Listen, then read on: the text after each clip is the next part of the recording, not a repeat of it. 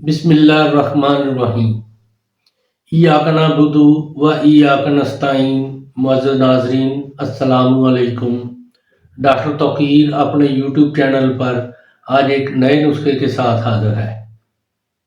اعصاب اور بدن میں قوت پیدا کرنے والی اکسیر کا نسخہ پیش کر رہا ہوں۔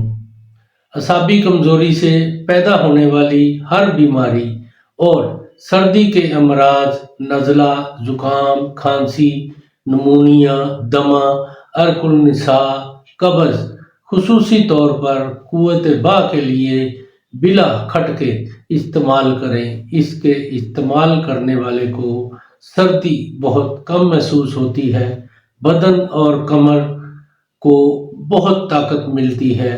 اعصاب کو طاقت دینے کے لیے اس سے اچھی دوا دنیا میں نہیں ملتی۔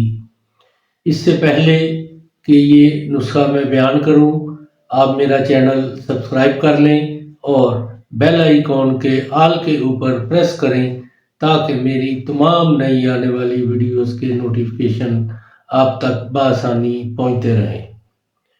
نسخہ ہے: کچلا 5 تولہ لے کر کسی کپڑے میں ڈیلی پوٹلی باندھ کر آدھا کلو گائے کے گوبر میں 1 کلو پانی ڈال کر اس میں پوٹلی بھگو دیں۔ اسی طرح 10 روز تک روزانہ یہ پوٹلی آدھا کلو گوبر میں 1 کلو پانی ڈال کر بھگو دیا کریں۔ پھر اس کے بعد 10 روز گڑ کے شربت میں بھگو دیں۔ شربت بھی روزانہ بدلتے رہنا چاہیے۔ پھر 10 روز کے بعد کچلا کا چھلکا اتار کر اور درمیان سے زہریلا پتا نکال کر دیسی گھی 1 پاؤ میں آگ پر بریان کر لیں۔